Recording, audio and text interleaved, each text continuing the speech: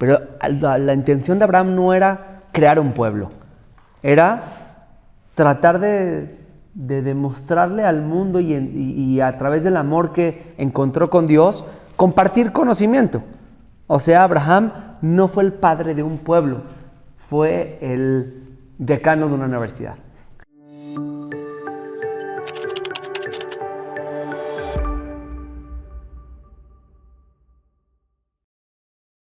Buen día a todos, ¿cómo estamos? Este shiur creo que es de los más bonitos y más que nos ayudan a darnos cuenta sobre la realidad del pueblo judío y la esencia de Am Israel. Una introducción rápida. La Torá nos contó historias que dentro de esas historias nos ayudan a darnos cuenta de la esencia, las luchas y los valores que debemos de aprender hoy en día. Esa es la metodología que utilizó la Torá. A través de historias, de vivencias, de familias, de personajes, nos contó las ideas primordiales. No es un libro de filosofía cruda, pero es un libro que a través de las vivencias de personas nos dan la pauta para saber hacia dónde va la filosofía. Abraham Avinu es este personaje que nos damos cuenta en su inicio, a diferencia de Noaj y otros personajes anteriores, que Abraham fue la persona que buscó a Dios en el mundo. Es una persona que Dios no habló con él, sino él lo buscó en la naturaleza, en el mundo. Y esto nos da la pauta para entender que el mundo en el que vivimos y el entendimiento del mundo en el que estamos es importante. O sea, cuando la Torá empezó, sus primeras palabras fue Bereshit bara Elohim et hashamayim ve'et haaretz. Ve'aretz. Ahí está tu baba. O sea, Dios creó la parte celestial, la parte metafísica, que es el Shamaim, la parte divina, y la tierra. Y todo lo que te voy a hablar de aquí en adelante es de la tierra. O sea, tu interacción en el mundo, tu forma de vivir en este mundo y tu conocimiento del mundo es muy importante. Y probablemente es la fórmula para poder llegar al Shamaim. La fórmula para poder entender a Dios, como lo hizo Abraham, es a través del entendimiento del mundo en el que vives. Entonces tenemos nuestro primer personaje que a partir de este que conforma el pueblo, nuestro primer patriarca, fue el patriarca que se involucró en el mundo, entendió al mundo. Así es como llegó a Dios. Dios no llegó a él, sino él llegó a Dios a través del cuestionamiento, a través de su involucramiento en el preguntarse por qué funcionan las cosas, cómo funcionan, y fue preguntándose. Cuenta Maimónides que Abraham era hijo de Ur. Ur era la ciudad icónica de la idolatría. Era una persona que nació en una cuna de idolatría. Sus padres eran idólatras, pero a través del cuestionamiento del mundo fue llegando hacia Dios. O sea, en pocas palabras, Dios escribió, así como escribió la parte metafísica, creó la parte metafísica, también escribió una de sus obras maestras, es el mundo. O sea, hijo de Ur, me refiero, es hijo del pueblo de Ur. Nació en Ur, nació en la cuna de esta ciudad de idolatría. Entonces, lo que pasa es lo siguiente. Para poder llegar a Dios, uno tiene dos caminos ya. Porque como Dios es el autor, ya para nosotros, para Abraham no, porque Abraham no tenía las enseñanzas de la Torá. Abraham fue el primero. Entonces, hoy en día tenemos dos formas de llegar hacia Dios. A través del mundo y a través de las enseñanzas de la Torá. Y Dios redactó estos dos libros. Redactó el libro de la Torá y redactó el libro del mundo y la naturaleza. Entonces, uno en su interacción con el mundo llega a Dios. Conozco personas que me contaron que tuvieron muchas experiencias en su vida y de alguna u otra manera llegaron a la decisión que quieren estar un poquito lejanos de las ciudades grandes, del ruido de la ciudad, y quisieron empezar a abrir algo, conectarse más con la tierra, empezar a estar más conectados con lo que comen, con las frutas, con el crecimiento de las plantas. Hicieron un lugar para vivir en donde estar más conectados. Hoy en día fue creciendo este lugar y me cuentan que ellos cero tenían intenciones religiosas al principio de su proyecto. Su proyecto era intenciones alejarse de las urbes grandes y el ruido. Y a través de su contacto con la naturaleza, de su contacto y del entendimiento de la tierra, del entendimiento de la ciencia de la tierra, de la biología, de las plantas, de los frutos, en su contacto encontraron a Hashem también. Y de repente el proyecto empezó a tomar un camino mucho más de encontrar a Dios. Pero no querían eso ni siquiera.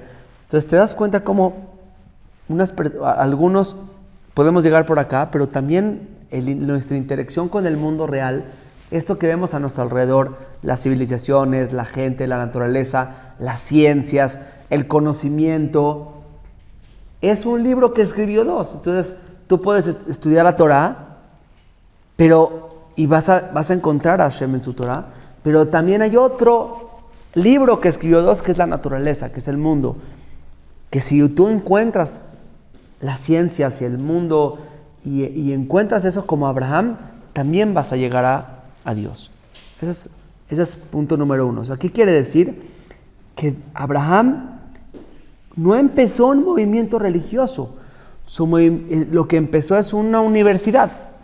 Cuando él enseñaba, no enseñaba religión, él enseñaba ciencias. Él enseñaba a la gente la razón de las cosas. Y le enseñaba el mundo de las ciencias a la gente, el mundo del conocimiento, el mundo del cuestionamiento. Eso es lo que empezó Abraham en su primer movimiento. Que entre paréntesis, a Abraham no le importaba tanto el pueblo, la religión. No era lo que le importaba. Ya fue hasta después que fue tomando un rumbo de pueblo, un rumbo de un grupo de personas siguiendo a un Dios. Pero la intención de Abraham no era crear un pueblo, era tratar de demostrarle al mundo y a través del amor que encontró con Dios, compartir conocimiento. O sea, Abraham no fue el padre de un pueblo, fue el decano de una universidad. O sea, así se veía él mismo Abraham, como esa persona que transmitía conocimiento, transmitía enseñanzas sobre el mundo y claro, sobre Dios, que es lo mismo, ¿no? Entonces, así es como comienza el pueblo judío, que no hay que pasarlo por alto. Ahora vamos a saltarnos mucha historia para llegar a este punto importante. Nos encontramos con la historia de Yosef. Yosef, vamos a irnos un poquito para atrás y un poquito para adelante, pero Yosef aquí es el personaje principal y es la primera ocasión en donde nos vamos a encontrar varias situaciones. Y como mencionamos, la Torah a través de las historias nos va a transmitir los valores. Y cuando la Torah hace mucho énfasis en detalles de las historias, es cuando nos ayuda también a nosotros a hacer esa inmersión dentro de esos detalles, dentro de esas particularidades de la vida de Yosef en general. Es el primer personaje que lo conocemos de inicio a fin, digamos. A todos los otros personajes los conocemos de grandes o los conocemos a medias. A Yosef lo conocemos de joven y todo su trayecto, desde joven hasta viejo. Hacemos como que la Torah no perdió ni un segundo de toda la vida de Yosef, desde chico hasta grande. Y por primera vez también encontramos que hay una diferencia entre hermanos y esta diferencia prevalece en el pueblo de Israel. En otras ocasiones, Esab y Jacob, Ismael y Yitzhak, que fueron hermanos que habían diferencias, encontramos que uno prevaleció y continuó el pueblo de Israel y el otro continuó otro pueblo por aparte. Y es lo que, y la Torah nos cuenta y nos narra cada vez que uno de los hermanos tomó otro rumbo, nos dice, y estas fueron las generaciones de Ismael, Estas son las generaciones de Esab, y se fue a otro rumbo. Y lo que nos quiere decir la Torah a veces narrándonos que hubo un rumbo distinto. Se fue a otro pueblo. Y Esab es el pueblo de Edom. O sea, el Esab no constituyó el pueblo de Israel. En esta ocasión vemos una disputa entre hermanos, vemos una diferencia ideológica entre hermanos, pero los dos se quedan dentro del pueblo de Israel. Quiere decir que esta diferencia nos impacta hoy en día como pueblo de Israel en esta memoria colectiva que hemos traído. Porque Esab al final no es parte de nuestro pueblo. Esab ya no quedó como Am Israel. Entonces la ideología de Esab ya no me compete. Chance me compete para ver cómo interactuar con el otro pueblo que es Edom. Pero a mí como pueblo de Israel ya no hay Esab en mí, ya no hay Ismael en mí. Pero sí hay Yosef y sus hermanos en mí. Sí continúa esta disputa ideológica desde Esab y sus hermanos hasta hoy en día dentro del pueblo de Israel. ¿Y cuál era esta disputa? Y vámonos un poquito para atrás a hacer un recuento de la historia, porque empieza desde Jacob y continúa con Yosef y los hermanos. Vamos a tratar de ir narrando dónde nace esta diferencia ideológica entre Yosef y sus hermanos. Todo empieza cuando Jacob termina su situación con Esab. Dicen los Pesukim, Vayavo Jacob Shalem ir Shechem, Asher Beretz Kenan, Bebo mi Padan Aram. Llegó Jacob pleno, completo. Completo se refiere que se salvó de su hermano, que tenía mucho dinero, que estaba completo en su cuerpo, en su familia, en su riqueza. Pero te está diciendo que todavía le falta algo que hacer. O sea, estoy completo, pero me falta algo que hacer. O sea, en términos de hoy en día, llegué a mi carrera bien preparado. Llegué al momento de la salida pleno, completo, sin lesiones, sin situaciones, bien comido, bien hidratado, todo está muy bien y te falta algo que hacer. Empieza la misión. Estoy completo para empezar lo que particularmente quiero lograr. Entonces llegó a esta ciudad llamada Shechem. Y entonces, Vaihan et Peneair, dice la Torah, Vaihan et Peneair, y se asentó en esa ciudad. ¿Qué nos dicen nuestros jajamim sobre esto? ¿Qué significa que se asentó en la ciudad? Tenemos una discusión en el Talmud, pero todos más o menos van a estar de acuerdo en el mismo tema. Hay quien opina que abrió tratos financieros y casas de cambio. También hay quien opina que habló mercados, mercancía, para poder negociar con la ciudad de Shechem. Rabbi Yohanan dice, esto lo dice Rabbi Shmuel, Rabbi Yohanan dice que abrió baños, aguas termales, limpieza. Todos están de acuerdo que había una intención de Jacob de interactuar en este lugar, de ser parte, de tener esta interrelación con las personas de Shechem, y no nada más la relación, sino hacer que Shechem sea mejor, hacer que Shechem tenga más riqueza, tenga más limpieza, tenga más valores, tenga más producto. O sea, él quería que Shechem sea mejor. Era la fórmula de Jacob de agarrar los valores de Abraham y transmitirlos a otros pueblos. Acuérdense que Jacob tenía la misión de conquistar la tierra de Israel. Tiene la misión de gobernar y transmitir sus valores de Israel hacia todo Eretz Kenan, hacia la tierra de Kenan. Lo que él va a hacer es hacer un tipo de conquista. No necesariamente una conquista con guerras. Probablemente lo que está intencionando hacer Jacob es, Abraham iba a transmitir puso una universidad y iba a transmitirlo. Lo que Jacob quería hacer es, primero vamos a poner el aparador, primero vamos a mostrar lo que hay en el aparador, lo que hay de fuera y que vean que está bonito, que está bello, que está increíble, y eso va a hacer que la gente compre. O sea, mostró el aparador. Lo que hizo Jacob es, puso cosas beneficiosas para la gente de Shechem.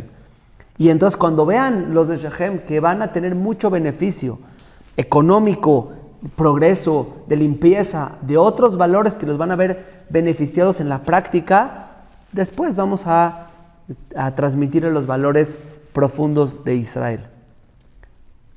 Cuando me fui a Japón, de verdad que es algo que lo ves mucho. Las personas se enamoran de Japón porque el aparador está muy bien, porque todo está limpio, la estructura en la que estás en este lugar es hermosa.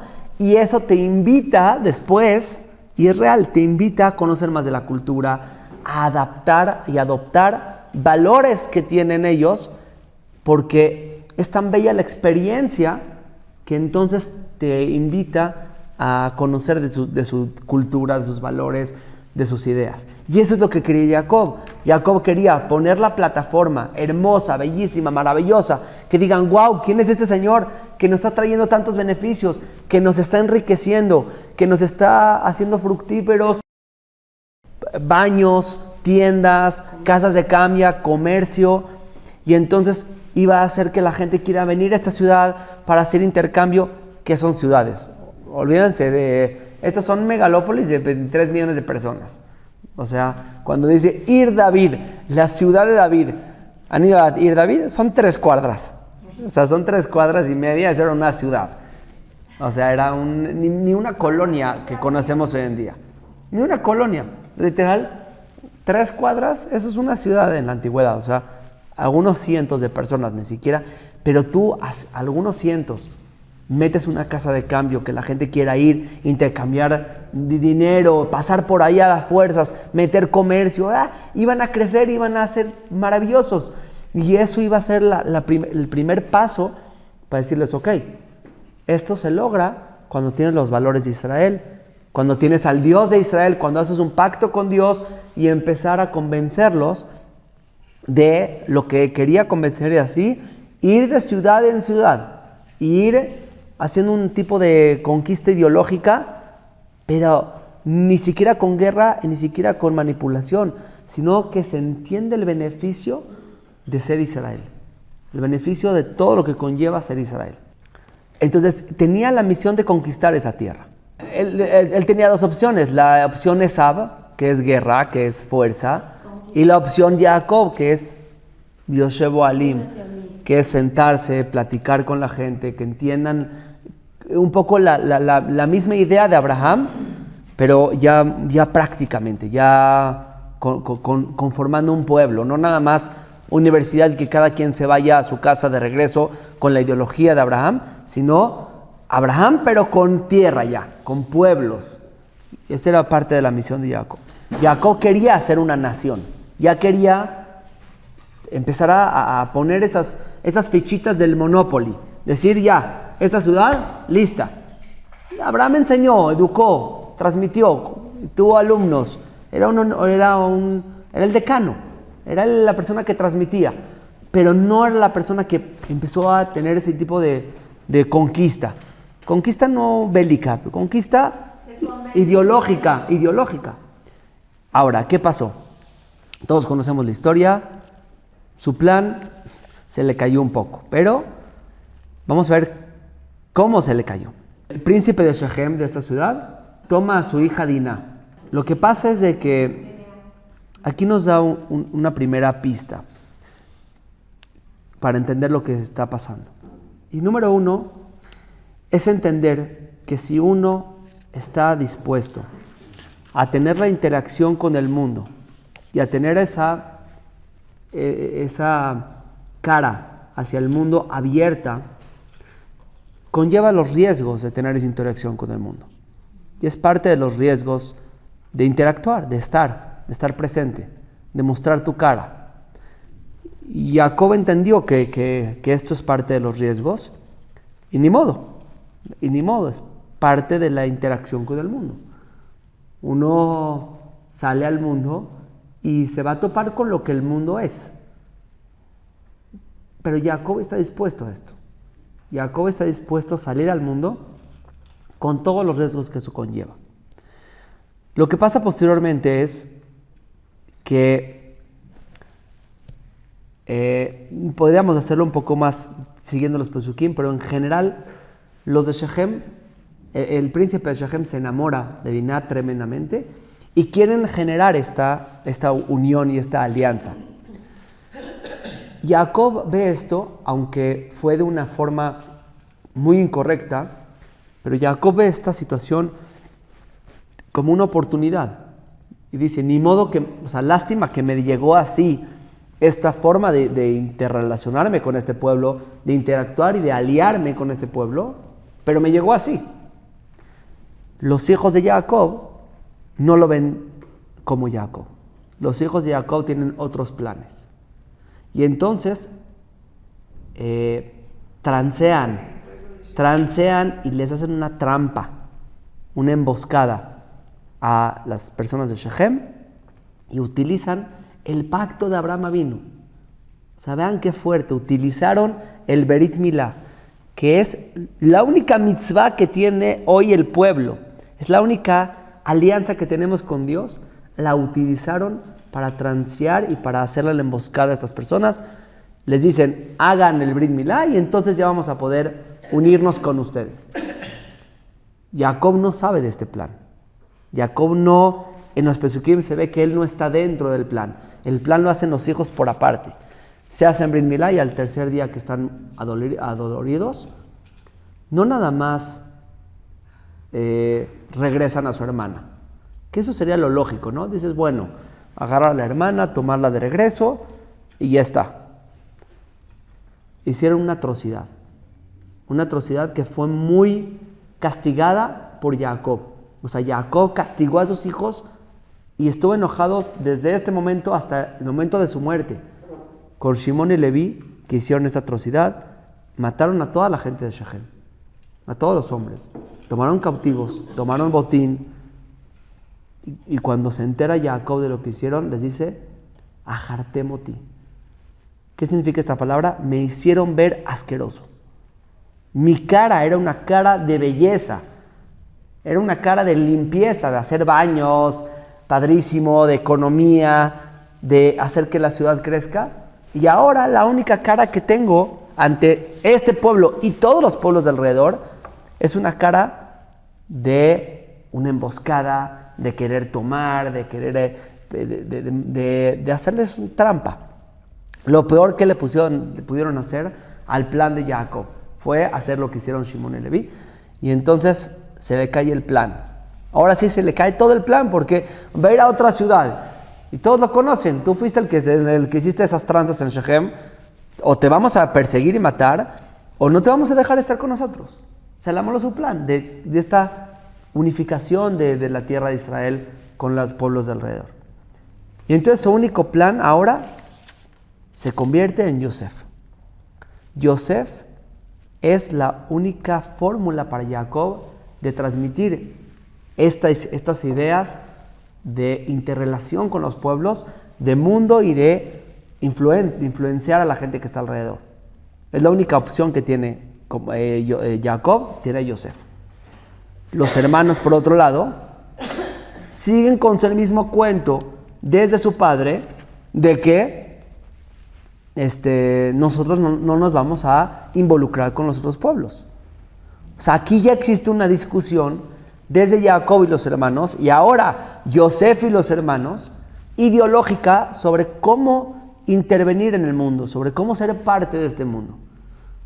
Jacob y Yosef tienen la intención de, a través de la belleza, a través del convencimiento, interactuar y ser parte del mundo y hacer que avance el mundo con ellos ahí, y así visionan Israel. Y los hermanos no quieren esto. Los hermanos quieren separarse del mundo, aislarse del mundo y estar separados. ¿Qué hace Jacob? ¿Cómo nos damos cuenta que hace Jacob esto? Nos cuenta el Midrash que Jacob es una persona guapa. Es una persona que le interesa su belleza externa. Se maquillaba. Dice el Midrash que se pasaba horas en el espejo. Cualquier papá que vea a su hijo que se pasa horas en el espejo, uno diría, ya párale. Yosef, ya párale, ya. ¿Qué está pasando contigo? ¿Qué onda? Vete a trabajar, vete a hacer cosas, no sé. ¿Qué hace Jacob? Ante este Yosef, guapo, carismático, es el único hijo que vio a sus papás que se amaban. Es algo interesante esto. Psicológicamente no es algo circunstancial que vemos a un Yosef con una autoestima muy alta, con una personalidad muy fuerte, que no tiene miedo de decir lo que cree y de ser este personaje ante todos sus hermanos que les dice: ustedes se van a inclinar ante mí, y les dice sus sueños y les dice sus proyectos. No tiene miedo, porque una de las razones que podemos observar es que es el único que vio a papá y a mamá que se aman y se quieren. Es el único que tuvo esta contención de padre y madre. Todos los demás hermanos, los otros 10 hermanos, y Binyamin no, porque falleció su mamá cuando él había nacido, pero los otros 10 hermanos no vieron este amor de papá y mamá. No tuvieron esta contención de casa. Porque no existía, porque Jacob no quería a Lea. Es la realidad, vean cómo se llaman los hijos. Y ahorita mi esposo ya me va a amar. Y le puso re bueno. Y ahorita mi esposo ya, con este hijo, ahora sí mi esposo ya me va a ver, me va a observar, va a estar conmigo. Shimon, es de otro. O sea, se ve la intención de Lea de conquistar a su esposo a través de los hijos que tiene. Y los hijos son a veces la herramienta para generar este deseo, este amor, este cariño. Y no pasa. Y no hubo. En cambio, con Rachel y Jacob hay amor. Hay un amor de juventud, hay este enamoramiento. Era su amada. Y Yosef pudo vivir y sentir este amor que tienen sus padres. Y eso le da la personalidad que tiene. ¿Y qué hace Jacob ante este niño? No nada más guapo, que se ve en el espejo, que tiene mucho carisma, mucha autoestima. ¿Qué hace un papá ante un hijo así? Lo impulsa. Y le compra una túnica de colores. Y le dice: sí, sigue ese camino, me gusta lo que haces. Y ve que los hermanos le tienen celos. Y le tienen riña. ¿Y qué hace? No para. Y dice: sigue. Y escucha los sueños que tiene.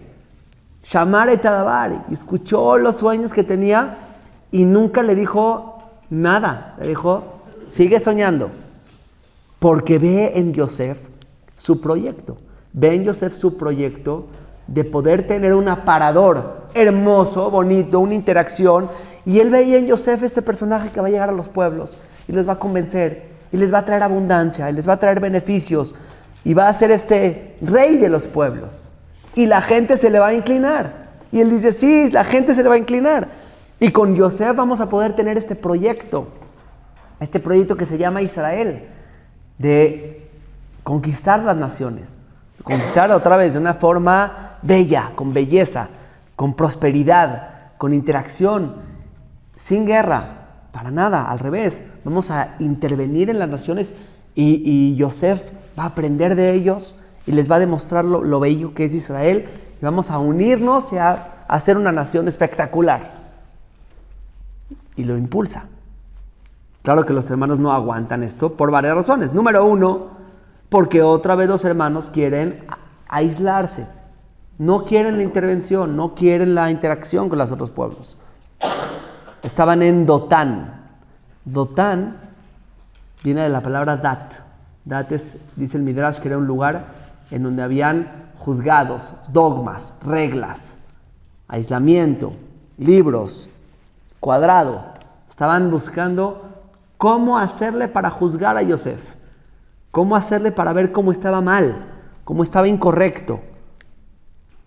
O sea, se estaban autojustificando de ver la forma que no estaba correcto lo que estaba haciendo Yosef. Y todos sabemos la conclusión de la historia. Primero lo quieren matar, después lo venden a Egipto. ¿Y qué pasa con Yosef en Egipto? Yosef en Egipto hace lo que fue nacido para hacer. Es impresionante.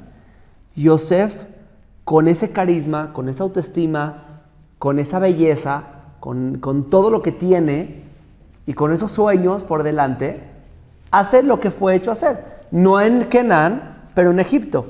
Y entonces tardó un rato y tuvo sus turbulencias, pero llegó a ser el príncipe de Egipto. El príncipe de Egipto. Llegó a ser el patrón de Egipto. Llegó a ser la persona con más influencia en el mundo hablando de esa zona. Real, la persona con más influencia, con más riqueza, con más dinero, con más proyectos. Y se pintaba de egipcio. No tuvo ningún problema de pintarse de egipcio, maquillarse y hablar egipcio. Ningún problema con eso. ¿Por qué? Porque era Yosef. Porque ese es su proyecto, porque esa es su idea, porque esa es toda su ideología de entrar, intervenir y ser ese líder que lo único que hizo es traer prosperidad. Todos conocemos la historia. Hay hambruna en Canaán, vienen los hermanos.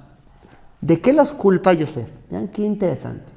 ¿De qué los culpa Yosef? Los podría culpar de muchas cosas. De ser maleantes, de ser personas que vienen a traer problemas, de espionaje. ¿Qué hace un espía? Esta acusación no es una acusación fortuita, ligera. Es una acusación real. Porque él cree que ellos son espías en el mundo. Él los ve con una crítica sobre cómo interactúan ellos con el mundo. No es una acusación simple, es una acusación ideológica. Él a él mismo se ve como una persona que interviene, que adopta los valores y las ideas de la nación en la que está y que le aporta, claro, lo bueno, lo beneficioso, no lo malo. Y le aporta, no se hizo idólatra, claro, no se hizo idólatra, pero adoptó parte de la cultura buena y beneficiosa de Egipto. Y les entregó a Egipto en un bilateral, en un pacto bilateral con la tierra en la que está, en donde tú vas a engrandecerte y yo me voy a engrandecer contigo y juntos vamos a hacer algo maravilloso. Eso es Yosef. ¿Qué hace un espía? ¿Cuál es la esencia de un espía? Va a un lugar, pretende disfrazarse, ser algo de lo que es, con la única intención de chupar y de tomar todo lo que puede tomar de ellos y lo que pueda dar beneficio, sin darles nada a ellos. Al revés, utilizar la información o lo que tomo de ti en tu contra. Y eso es lo que piensa Yosef de sus hermanos, que ellos son espías, o sea, que toman del lugar, que no le entregan nada al lugar, que solo absorben y no entregan, que no están realmente comprometidos con el mundo, que no están comprometidos con el lugar en donde están, que solamente vienen, quieren tomar lo que quieren tomar, agarrarlo para su beneficio, aislarse y vivir en su cerradez, en su cúpula. Pero es lo que está criticando de ellos. Ahora, regresamos un poquito al inicio. Lo que dijimos al inicio es que tanto los hermanos como Yosef, todos son el pueblo de Israel. Hoy en día tenemos estas dos ideologías dentro del pueblo de Israel. Tenemos estas dos visiones. No somos ni Yosef, ni tampoco somos Yehudá. Vamos a llamarle Yehudá como el líder de la oposición, ¿no? de esta. No somos ni Yosef ni Yehudá. Somos Yosef y Yehudá. Tenemos estas dos cosas dentro del pueblo.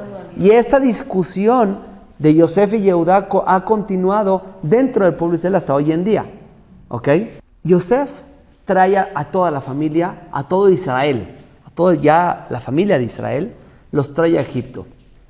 Jacob accede. que es muy interesante para otro momento, ¿por qué accede Jacob a ir a Egipto? Sí, pero Hashem le dijo, te voy a bendecir y te voy a dar la tierra. Ahí está que Yitzhak, cuando había hambruna, le dijo a Hashem, no bajes a Egipto, te voy a bendecir en la tierra que te prometí. A Jacob le dice que baje. Ahora, llega en Egipto y hay una interacción entre los hermanos de Yosef y el faraón. Antes de esta cita, Yosef aparentemente entiende cómo va a ser esta interacción y quiere evitar que el faraón se enoje y que siente y que vea que esta familia no está viniendo a realmente interactuar y ser parte, que están viniendo como espías, que están viniendo solamente a ver qué toman. No, Yosef no. Entonces Yosef llega con los hermanos y les dice, por favor, vamos a planear la cita. El faraón les va a preguntar a qué se dedican. Y ustedes, por favor, respóndanle que son anshe mikne, que son ganaderos, comerciantes de ganado. Porque las personas que son pastores son abominables aquí en Egipto. Díganle que son ganaderos, que son personas que comercian ganado. No le digan que son pastores, por favor. Y cuando les pregunte a qué van a venir, díganle que vienen a residir en esta tierra, a ser parte. No que vienen de paso y nada más a ser forasteros y extranjeros. ¿Va? ¿Estamos con todo esto? ¿Está bien? Llegan con el faraón y el faraón les pregunta, Mamá Sechem, ¿a qué se dedican? ¿Y qué le contestan? Dice el pasú que llevó a 5 de los hijos de los hermanos pequeños con la cita del faraón. Y les pregunta el faraón, Vayomer paró el ejad, Mamá Sechem. Les dice paró a los hermanos, ¿a qué se dedican? Vayomerú el paró, le dijeron a paró, Roet son abadeja, gama nachnu, gama boten. Somos pastores. ¿Cuál es la diferencia entre un pastor y un ganadero? El pastor no hace que el pueblo avance, porque él tiene sus borregos. Y él come. Los borreguitos comen de la tierra. Y no aporta nada. Están comiendo y aportan para el dueño del ganado. Pero no generan comercio, no hacen que te compro, me vendes, y el precio y el otro y sube y baja y estamos generando, no genera nada, generan para ellos. Los borreguitos, vaquitas van teniendo hijos, ¿quién se queda con esos hijos? El dueño. Y las tierras solamente se las van comiendo y van comiendo y comiendo y comiendo y no generan hacia todo alrededor un progreso. Se ve que nunca hubo una alianza entre Yosef y sus hermanos. Aún en ese momento le dicen, no, somos Roetzon, no somos Moshe Mikri. Vamos a estar en la tierra de Goshen y ahí nos vamos a quedar y no vamos a interactuar con nadie más. Vamos a aislarnos. Sí nos vamos a aislar y lo dicen y lo cantan a todas. Vayomerú el paró y le dijeron al paró, Lagur baaretz vano, ¿quién mire la zona shabadeja que jabe dará baaretz veres kenan? Le dijeron a paró, y venimos a esta tierra no a instalarnos, Lagur, Gerim, extranjeros, foráneos, venimos de pasadita. ¿Y sabes por qué? Y le dicen la explicación, porque no hay comida en Canaán. O sea, si hubiera comida no estaríamos acá. Solamente, exactamente, le dicen directo, somos espías. Y a 4 vientos y somos espías y aquí vamos a estar mientras haya comida. Después nos regresamos y te dejamos el tiradero ahí. No venimos a instalarnos, ni a hacer negocios, ni a aportar, ni nada. Es lo que le están diciendo. Y vamos a instalarnos en la tierra de Goshen. O sea, ahí aislados. Y al final los deja quedarse. ¿Qué quiere Jacob? ¿Qué quiere Jacob? Entendiendo la visión del pueblo de Israel ya con Yosef y con Yehudá como representantes, le dice a Yosef, ve con Yehudá, un poquito antes de esto, pero ve con Yehudá y que vea la tierra de Goshen. Yosef lleva a Yehudá, lo jala a que vea la tierra de Goshen y lo instala ahí. Entonces aparentemente Jacob entiende que tiene que haber una alianza entre Yosef y Yehudá. Jacob entiende después de todo este suceso que Yosef y Yehudá tienen que trabajar de la mano, que no podemos, que las dos son importantes, que necesitamos un Yehudá y también necesitamos un Yosef, que necesitamos un Yehudá que simboliza la identidad, la parte de ver por tus hermanos, es el reinado. Un rey ve por su pueblo, ve para adentro. El rey tiene que ver para adentro, tiene que proteger a los suyos, tiene que generar identidad, tiene que hacer que se cumpla la ley, tiene que mantener las reglas. Eso es ser Yehudá, ser rey. Y necesitamos un Yehudá, necesitamos ese tipo de persona que nos ayuda a mantener, a proteger, a poner esas murallas. Yehudá son las murallas del pueblo de Israel. Es un tipo de aislamiento. Yehudá sí es un tipo de aislamiento porque son las murallas que protegen lo que hay adentro. Las murallas no son hechas para los que hay afuera, son hechas para lo que hay adentro y protegen lo que hay adentro. En términos metafóricos es las ideas, los valores, la estructura, la ley judía. Es importantísimo. Y tenemos a Yosef, que Yosef son las tiendas de afuera, son la cara buena. Yehudá es un león que tocas a mis hijos y te doy un zarpazo. No me toques, está en la defensiva, protege. Yosef es un toro bueno que te ayuda a trabajar, que te ayuda a generar dinero, que te ayuda a tener este producto, esta generación. Necesitamos a los dos, son parte de los dos. ¿Cómo bendijo Jacob a Israel? ¿Y cómo bendecimos hoy a nuestros hijos? Yesimcha Elohim que Efraim y Menashe. Que Efraim y Menashe. ¿Por qué? Efraim y Menashe de alguna forma pudieron integrar a Yosef y Yehudá. Son esta segunda generación que nació en la tierra de Egipto con una identidad muy fuerte, con un riesgo fuerte, es riesgoso porque hay muchos hoyos en la muralla, sí es riesgoso, no es Yehudá por completo, no está totalmente bloqueada la muralla, sí hay puertas en la muralla, nacieron en Egipto, pero tenían una identidad fuerte, pudieron mantenerse en Egipto como parte de Israel, con el pacto de Abraham, sin romper el pacto de Abraham. Nacieron en Egipto.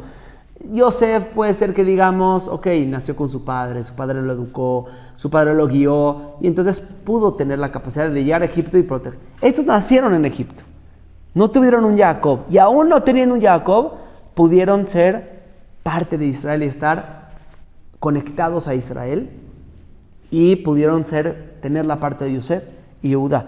¿Es riesgoso? Sí es riesgoso, no niego que tenga sus riesgos, pero Israel tiene que prepararse para poder asumir este riesgo. Tiene que formarse de identidad, llenarse para poder asumir esto. Si no, a veces ni la guerra nos va a funcionar. A veces las murallas tampoco nos van a funcionar para proteger si no hay una identidad fuerte. Y eso creo que es la conformación de Israel, Efraim y Menashe. Y esa es la alianza que tenemos que hacer siendo Israel con estos dos valores que tenemos. Nuestros rabinos sefaradim, les puedo aquí mencionar miles. Hay un libro que escribió Rabbi Yosef Bitton, lo recomiendo mucho, se llama Forgotten Giants. Lo pueden buscar, está en internet y hay en español. Ya algún día, si quieren, les traigo aquí ya en versión español. Hermoso libro de los rabinos sefaradim, los grandes líderes sefaradim. Y vas a ver en ellos una combinación maravillosa con lo que pudieron hacer de Yehudá y Yosef. Eran grandes sabios, grandes líderes, amantes del judaísmo, de su Torah y protectores de su Torah, porque tuvieron que proteger mucho los ideales y los valores de la Torah. No vivieron en momentos difíciles. Estoy hablando después de la expulsión, haciendo proyectos para todas estas personas anusim o hijos de anusim que se habían convertido a otras religiones y regresaron a su judaísmo, que no sabía nada, hicieron proyectos hermosos para contenerlos, pero también eran personas que pudieron impactar al mundo de una forma espectacular. Rabbi Zacuto, generó astrolabios que ayudaron a Cristóbal Colón a llegar a cruzar, no sabían que llegaba a América, pero tiene un cráter en la luna en su nombre, se llama Sagut. Eran personajes que impactaron al mundo de una forma espectacular. Él y otros muchísimos, y médicos del rey, y ministros de la nobleza, como don Isaac Abarbanel, y rabinos que lograron integrar a Am Israel, que es una identidad fuerte de Yehudá, saber quién soy, a quién pertenezco, cuál es mi identidad, y también la cara bella de Yosef y la belleza de Yosef ante el mundo, diciendo, lo que yo tengo aquí adentro en mi tienda es lo más hermoso que puedes tener en la vida. Pero tú no puedes tener un aparador sin tener mercancía. Ese es el ejemplo perfecto. Tú tienes un bonito aparador y no tienes mercancía, se te cae el chiste en 2 patadas. Porque el que quiera decir, qué bonito, va a entrar y entonces no va a comprarte. No va a comprarte. Un aparador sin mercancía no sirve de nada. Y mercancía guardada, sin demostrar lo bella que es, pues nadie te la va a comprar. La combinación que se llaman Efraim y Menashe, de Yosef y Yehudá es, Yosef es el aparador bello, es la cara que sale al mundo que dice, Am Jajam Ben Abon Agoya Gadolazé. Los pueblos y el mundo va a decir, wow, vean este pueblo inteligente, sabio, vean sus leyes, vean su Torah, de conocimiento, de avance, de tecnología. Vean la tierra de Israel. Tecnología, avances, proyectos. ¿Cuántos premios Nobel? ¡Qué hermoso! Este es Yosef, el aparador. Pero tiene que haber material adentro, tiene que haber mercancía, tiene que haber Yehudá, tiene que haber una identidad fuerte, valores profundos, un pueblo unido, Entonces, el que entra a la tienda va a decir, de aquí compro. ¿Sí? No me estoy refiriendo a hacer proselitismo, sino a demostrar lo que es Israel en el mundo. Y hacer Kiddush Hashem. Eso es hacer Kiddush Hashem. Bajar a Hashem al mundo, la única forma es tener un aparador bonito. O sea, diciendo, esto es bello, esto es hermoso, esto es maravilloso. Y cuando alguien vea y se mete un poquito, va a decir, no, sí es hermoso. Y no nada más para el mundo, para uno mismo. Para los Yehudim. Hoy yo hablo también para los Yehudim, que ven la Torah y tiene que haber un Yosef en la entrada. Me recuerdo cuando en las tiendas de Estados Unidos de Abercrombie, en mi época de chavo, ponían musculosos en la entrada, ¿no? Y olor. Es impresionante. Yo me acuerdo una vez cuando estaba en un campamento en Estados Unidos, en Nueva York, pasabas por esta tienda en la calle a 1 cuadra y olía delicioso al perfume del lugar. Y te invitaba a entrar. ¿Qué pasó? No sé si la ropa está muy buena o no, y al final, por más musculosos afuera que ponían y chavas guapas afuera, igual jeans rotos y ya pasó de moda, entonces tiene que haber mercancía buena, por más. Pero al mismo Yehudí, en el mismo Yahadut, tiene que haber estos 2 elementos. Tiene que haber un aparador bonito. Tenemos que ver la Torah y decir, wow, yo quiero esto para mi vida. Quiero este judaísmo. Quiero que el judaísmo ver cómo va a impactar en mi vida, me va a traer belleza a mi familia, me va a traer prosperidad, me va a traer cosas buenas, valores importantes. Hermoso, wow, ve el aparador, es hermoso. Y cuando entre, haya producto, y que seguramente, que 100% sabemos que hay mucho material, pero tiene que haber un aparador bonito y tiene que haber material. Y es lo que queremos transmitirle a nuestros hijos. Y así bendecimos a nuestros hijos que Efraim y Menashe, que nuestros hijos tengan la capacidad de ser un aparador bonito, de tener esa cara bella hacia el mundo, de darle al mundo cosas hermosas, a todo el mundo, a su país en donde viven, a la gente alrededor, y que tengan una identidad fuerte.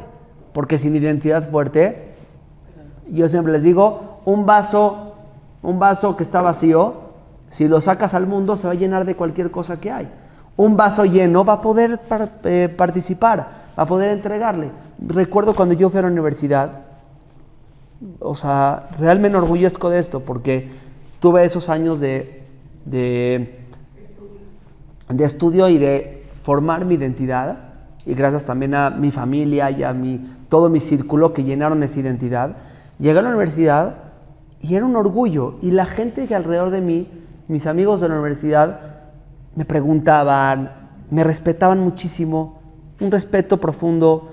una admiración, había cierta admiración, porque pues, demostraba cierta belleza, cierta integración, cierta decir, es bello esto, es un aparador, y tengo cosas que dar, y no estoy viendo cómo chupar, también tengo cosas que aprender, y aprendí muchísimo de ellos, y de mis amigos, y de la universidad, y de los maestros, y participé en el mundo.